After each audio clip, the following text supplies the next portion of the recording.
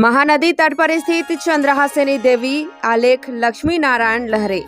भारत के संबंध में विद्वानों का मानना है कि सिंधु घाटी की सभ्यता के नागरिक जिन देवताओं की पूजा अर्चना करते थे वे आगामी वैदिक सभ्यता में पशुपति और रुद्र कहलाए तथा वे जिस मातृका की उपासना करते थे वे वैदिक सभ्यता में देवी का आरंभिक रूप बनी। भारतीय इतिहास गवाह है, नारी शक्ति को बल दिया है। प्रकृति अपने आप में सबसे सुंदर कृति है, वहीं प्रकृति में नदी नाले झरने पेड़ पौधे प्रकृति के गहने हैं। महानदी किनारे और आसपास ऐसे स्थान हैं जो छत्तीसगढ़ ही नहीं भारत में भी पहचान रखते हैं। महानदी किनारे चाहे वह राजिम का राजीव लोचन मंदिर हो, चाहे शिवरी नारायण धाम की बात करें, चाहे चंद्रपुर की चंद्रहासिनी देवी आदि पर्यटन के साथ साथ सुरम्य स्थलों में भी गिने जाते हैं। चंद्रपुर नगर की चंद्रहासिनी देवी माँ दुर्गा एक रूप है जो मांड नदी, लात नदी और महानदी के संगम पर स्थित है। महानदी माँ चंद्रहासिनी देवी की पांव पखारती है। यह स्थल प्रकृति का सुंदर और सुरम्य स्थल है। छत्तीसगढ़ प्रदेश के जांजगीर चांपा जिले के डभरा विकास खंड में स्थित है जो महानदी और मांड नदी से घिरा है। चंद्रपुर जांजगीर मुख्यालय से 120 किलोमीटर, रायपुर से 221 किलोमीटर और डभरा से 22 किलोमीटर तथा रायगढ़ जिले से 32 किलोमीटर और सारंगगढ़ से 22 किलोमीटर दूर पर बसाहट है।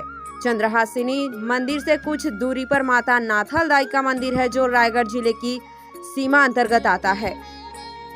चंद्रपुर की चंद्रहासिनी देवी मंदिर रायगढ़ जिला पहुंच मार्ग में है जो आवागमन का मुख्य मार्ग है और चंद्रपुर पुल मुख्य शहर को जोड़ता है।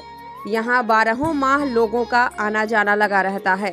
चंद्रहासिनी देवी मंदिर पर्यटन की दृष्टि से महत्वपूर्ण स्थान रखता है।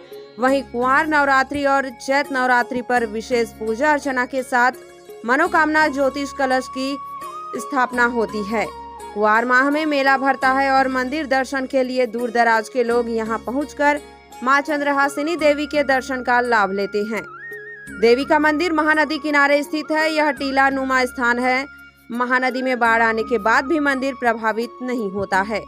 वहीं नगर की निचली बस्तियों में बाढ़ आने के कारण जल भराव हो जाता है। माता की कीर्ति चारों दिशाओं में फैली हुई है।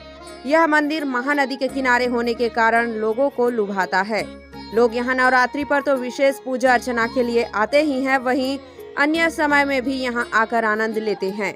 लोक मान्यता के आधार पर मनोकामना की पूर्ति के लिए नवरात्रि पर मनोकामना ज्योति कलश जलाते हैं। वहीं श्रद्धालु मंदिर में बदना में बकरे मुर्गे की बलि भी देते हैं। इतिहास यहाँ प्रचलित किंवदंती के अनुसार माता चंद्रसेनी देवी सरगुजा की भूमि को छोड़कर उदयपुर और रायगढ़ से होते हुए चंद्रपुर में महानदी के तट पर आ गई।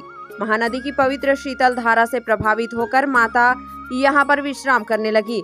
वर्षों व्यतीत हो जाने पर भी उनकी नींद नहीं खुली तो एक बार संबलपुर के राजा की सवारी यहाँ से गुजरती है। तभी अनजाने में चंद्रसेनी देवी को उनका पैर लग जाता है और माता की नींद खुल जाती है। फिर स्वप्न में देवी उन्हें यहाँ मंदिर निर्माण और मूर्ति स्थापना का निर्देश देती हैं। संबलपुर के राजा चंद्रहास द्वारा मंदिर निर्माण और देवी स्थापना का उल्लेख मिलता है। देवी की आकृति चंद्रहास अर्थात चंद्रमा के समान मुख होने के कारण उन्हें चंद्रहासिनी देवी भी कहा जाने लगा। राज परिवार ने मंदिर की व्यवस्था का भार यहाँ के एक जमींदार को सौंप दिया। उस जमींदार ने माता को अपनी कुल देवी स्वीकार करके पूजा अर्चना की। इसके बाद से माता चंद्रहासिनी की आराधना जारी है। अन्य मूर्तियाँ मंदिर परिसर में अर्धनारीश्वर, महाबलशाली पवन पुत्र, कृष्णलीला, चीरहरण, महिषासुर वध, चारों धाम, नवग्रह की मूर्तियां, सर्वधर्म सभा, शेषनाग शैया तथा अन्य देवी देवताओं की भव्य मूर्तियां जीवंत लगती हैं। इसके अलावा मंदिर परिसर में ही स्थित चलित झांकी महाभारत काल का सजीव चित्रण है जिसे देखकर महाभारत के चरित्र और कथा की विस्तार से जानकारी भी मिलती है। दूसरी ओर भूमि के अंदर बनी सुरंग रहस्यमयी लगती है और इसका भ्रमण करने पर रोमांच महसूस होता है। वहीं माता चंद्रसेनी की चंद्रमा आकार प्रतिमा के एक दर्शन मात्र से भक्तों की भी सभी मनोकामनाएं पूर्ण होती हैं।